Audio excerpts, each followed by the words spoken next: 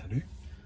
Euh, je voulais vous parler un petit peu d'un sujet qui revient souvent à l'intérieur du forum ou de discussion ou du groupe sur Facebook. À savoir comment est-ce que je devrais charger ma batterie? Est-ce que je devrais attendre avant de brancher ma voiture le soir quand j'arrive à la maison pour seulement la faire charger plus tard? Comment est-ce que je devrais faire pour ces choses-là? Moi, je vais vous parler de mon expérience personnelle et de ce que je fais qui semble très bien fonctionner jusqu'à maintenant. C'est que ce que je fais, c'est quand j'arrive à la maison, je branche tout de suite ma voiture. Il y a un dicton qui dit une Tesla heureuse est une Tesla qui est branchée. Effectivement, ça permet à la voiture d'aller réchauffer la batterie, conditionner l'habitacle en utilisant l'énergie qui peut être utilisée au travers du port de recharge, au lieu d'utiliser l'énergie de la batterie à ce moment-là pour réchauffer l'habitacle. Donc, ça nous permet de partir le matin avec une pleine charge au lieu de partir avec une charge déjà entamée parce que la voiture n'était pas branchée et puis qu'on a dû conditionner pour la réchauffer et ainsi de suite. Donc, première chose, on branche sa voiture quand on arrive. Ça fait pas de tort.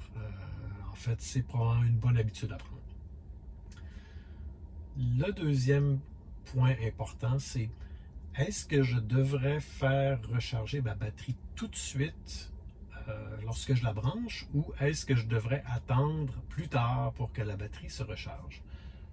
Ce qui semble ressortir le plus souvent des discussions et de ce que les ingénieurs de chez Tesla semblent aviser, c'est qu'effectivement, il est mieux pour, en tout cas, le Model 3, d'éviter de recharger la batterie tout de suite à l'arrivée parce que le BMS, le Battery Management System, qui gère un peu la quantité d'énergie qui est envoyée à chaque groupe de cellules à l'intérieur de la batterie Tesla, d'être optimisé.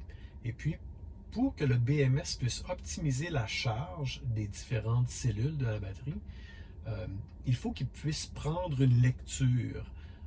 Il y a un terme pour ça que je ne me rappelle pas présentement, mais il faut que cette lecture-là soit prise lorsque je crois que toutes les résistances qui sont installées entre les différentes batteries pour minimiser les pertes fantômes de celles-ci deviennent à zéro. Donc, ils perdent toute la charge qui a été accumulée à l'intérieur. Je ne pourrais pas dire est-ce que c'est vraiment une résistance ou des condensateurs qui sont là, c'est une bonne question. Mais il y a soit une résistance ou un condensateur qui est installé entre les différentes cellules de la batterie. Et puis, il semble que depuis la batterie de la Model 3, ces résistances-là ou ces condensateurs-là ont une valeur 10 fois plus grande que celle qui était sur la Model S et la Model X. Ce qui fait que pour que le BMS puisse prendre une lecture pour être capable d'ajuster les charges individuelles des différentes cellules, il doit attendre jusqu'à 3 heures pour que cette charge-là devienne neutre et puis qu'elle puisse prendre une lecture correcte des différents niveaux de charge des différentes cellules. Si la voiture n'a pas le temps de dormir suffisamment longtemps avant que la recharge commence, alors le BMS n'a pas le temps de faire les lectures qu'il a besoin de faire pour balancer correctement les choses. Et puis à ce moment-là, il est incapable de corriger et puis d'optimiser les charges des différentes cellules de la batterie. Qu'est-ce que ça veut dire? Il semble que ce n'est pas dommageable pour la batterie, mais ce que vous allez voir comme résultat, c'est que tranquillement, pas vite, la quantité de kilomètres que votre voiture va être capable de parcourir avec une pleine charge ou une charge à 80% ou une charge à 90 ou 100% va diminuer tranquillement pas vite. Donc, plus ça va aller, plus le nombre de kilomètres que la voiture peut parcourir va être estimé à la baisse. Donc, pour éviter que l'estimation devienne de plus en plus faussée, il faut permettre à la voiture de dormir au minimum 3 heures avant de la recharger pour que le BMS puisse faire son travail correctement. Donc, si on arrive à la maison et qu'on recharge tout de suite sa batterie, le BMS n'aura jamais le temps de prendre des lectures et c'est clair que rapidement, on va commencer à perdre des kilomètres disponible pour une même charge après avoir rechargé sa voiture. Et ça va continuer d'empirer de jour en jour, au fur et à mesure qu'on fait des recharges, sans permettre au BMS d'aller prendre ses lectures qu'il a besoin. Donc, ça c'est un point. C'est très bon de laisser sa voiture dormir au minimum 3 heures avant de commencer une recharge. Comment est-ce qu'on fait ça? Le truc, c'est d'aller mettre une heure de départ au travers de l'interface ici, qui va dire à la voiture quand est-ce qu'on est prêt à partir le matin avec notre batterie chargée. Donc, ça va donner la chance à la voiture de ne pas commencer la recharge avant que l'heure demandée ou planifiée de départ soit obtenue. Donc, dans mon cas, c'est 7 heures. Donc, si la batterie est à 80%, que je veux la charger à 85% comme elle est setée présentement, ça va peut-être prendre l'équivalent moins d'une heure pour la recharger sur un niveau 2. Donc, à ce moment-là, peut-être qu'à 6 heures le matin, la voiture va seulement commencer à charger pour être prête à 7 heures pour un départ. Donc, ça va laisser amplement le temps à partir de 10 heures le soir, si j'arrive à la maison, que je branche l'auto, ça va lui donner amplement le temps de dormir et de prendre plusieurs bonnes lectures pour le BMS, pour être capable d'équilibrer et de rapporter le nombre de kilomètres qui est possible de parcourir avec la batterie. Un petit point intéressant, c'est quand on va dans le départ, ici dans la cédule, moi je planifie de partir à 7 heures. Par contre, je mets aussi un paramètre qui indique à la voiture que je voudrais seulement recharger pendant les heures creuses. Donc, si on va voir modifier les heures creuses ici, je donne à la voiture comme consigne que l'électricité coûte moins cher avant 6 heures le matin.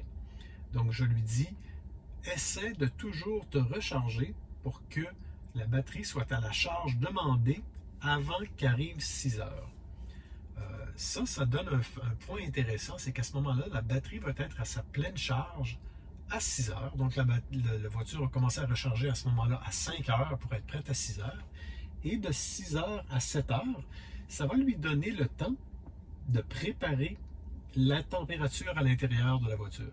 Donc, est-ce que je veux que ma voiture soit chaude le matin à 7 heures quand je partirai et que la batterie soit réchauffée pour avoir la régénération maximum avant mon départ. Donc, pour ceux qui ont une voiture qui couche dehors, c'est très pratique parce qu'à ce moment-là, la voiture va être chaude avant le départ pour le travail et puis la batterie va être réchauffée aussi.